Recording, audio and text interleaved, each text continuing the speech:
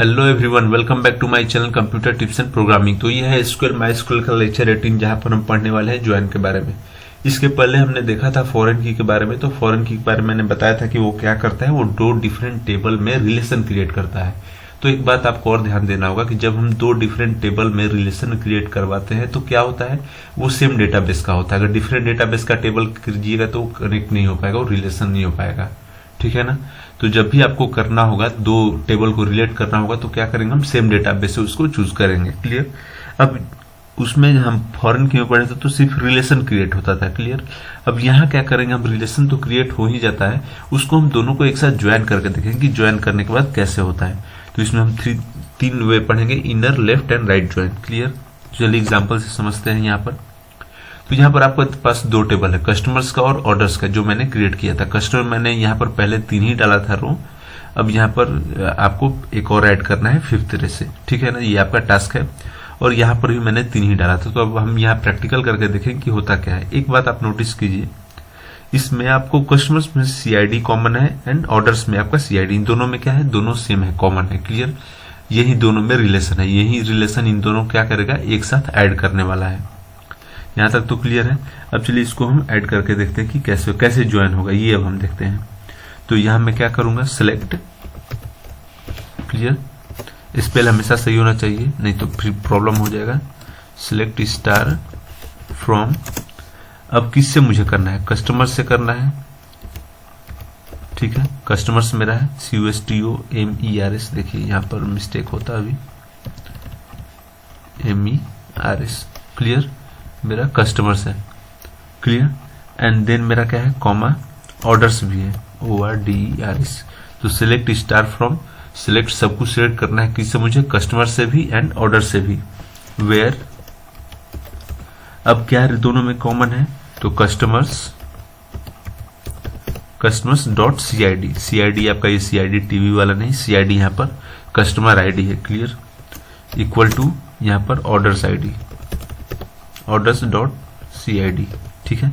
ये दोनों क्या है, दोनों में कॉमन है, तो इन दोनों का जो है उसके आधार पर हम इसका निकालने वाले हैं रिलेशन। तो यहाँ जैसे मैं क्लिक करता हूँ तो देखिए यहाँ पर मुझे क्या हुआ, प्रिंट होकर के दोनों का रिलेशन मिल गया, दोनों एक साथ यहाँ पर मुझे मिल गया। अब इसको एक और तरीका से लिख सकते थे हम। इसमें क्या होता है, इसमें आपको दोनों में जो कॉमन होगा, दोनों में जो सेम होगा, वो क्या होगा, आपको यहाँ पर प्रिंट होकर मिलेगा। क्लियर। अब एक और चीज यहाँ पर आप लिख सकते हो, यहाँ पर सिलेक्ट स्टार फ्रॉम सिलेक्ट। अब डिपेंड करता है कि आपके इस टेबल में और उस टेबल में क्या क्या डिफरेंस दिया है, क्या सेम दिया है। तो आप कोड और तरीका और भी लिख सकते हो, select star from, clear, customers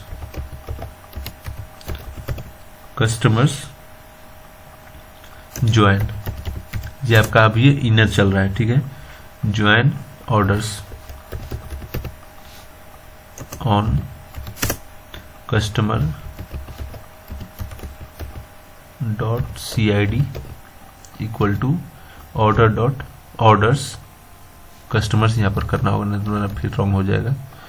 customers dot CID equal to orders dot CID। Clear. Then semicolon and then, अब यहाँ तो आपको रिलेशन मिल गया। अब मैं बात करूं अगर, ठीक है, यहाँ पर ज्वाइन के बारे में, इनर ज्वाइन के बारे में। तो इनर ज्वाइन के बारे में अगर मान लीजिए कि मैं करता हूं यहाँ पर सिलेक्ट, क्लियर, CNAME। तो यहाँ पर मेरा क्या है, यहाँ पर ENAME है, ठीक है, ENAME है। कस्टमर के मेरे पास मिस्टेक E हो गया, तो ENAME कॉमा ऑर्डर, ठीक है, ऑर्डर डेट है मेरा, यहाँ पर आप ध्यान दीजिएगा। एंड देन मैं चाहता हूं अमाउंट, क्लियर, अमाउंट फ्रॉम, किससे मैं चाहता हूं, फ्रॉम कस्टमर्स ज्वाइन ऑर्डर, ठीक है। अब यहां तक मेरा हो गया join orders on customers dot CID orders dot CID, customers dot CID equal to orders dot CID, orders dot CID। Clear. Then semicolon and then click. यहाँ पर अननोन कॉलम ऑर्डर, सॉरी यहाँ पर कुछ मिस्टेक हो गया मेरा, तो select इनेम order, यहाँ पर देखिए ऑर्डर डेट यहाँ पर चाहिए था मेरे को, तो ऑर्डर डेट क्लियर।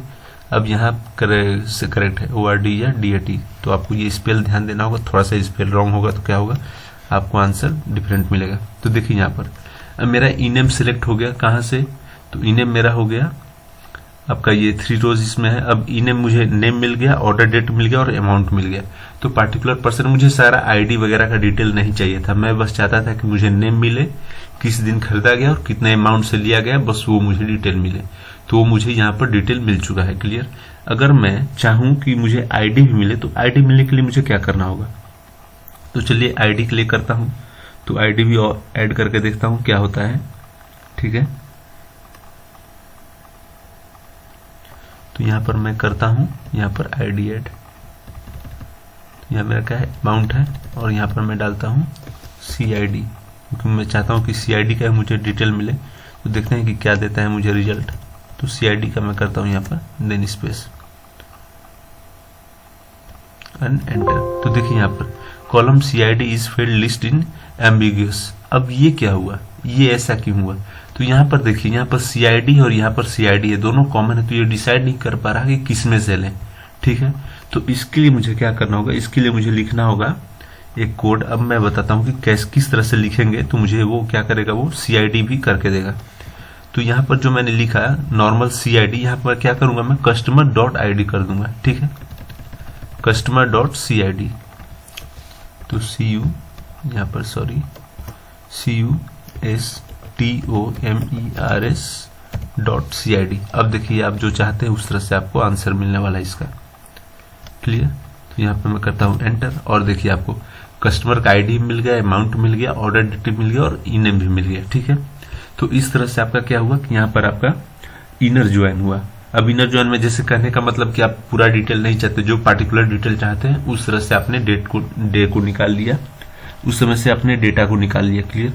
अगर हम बात करें लेफ्ट ज्वाइन और राइट ज्वाइन के बारे में, तो कैसे होगा, तो उसके लिए बहुत ईजी है, बस आपको लिखना है सिलेक्ट स्टार फ्रॉम कस्टमर्स। अब यहाँ पर क्या करना है, आपको ज्वाइन के पास लिख देना है लेफ्ट और राइट, ठीक है। तो चलिए उसको करते हैं। तो सिंपल मैं यहाँ करता हूँ लेफ्ट, ठीक है, left join orders on orders.cid equal to customer.cid equal to orders.cid। बस आपका हो गया, ये क्या हो गया, लेफ्ट ज्वाइन। यहाँ मैं करता हूँ क्लिक, और देखिए आपका लेफ्ट ज्वाइन था। लेफ्ट में आपका क्या था, यहाँ पर मैं बोला था इसलिए मैं एक्स्ट्रा ऐड किया था, आपको एक टास्क दे रहा हूँ वो आपको करना है।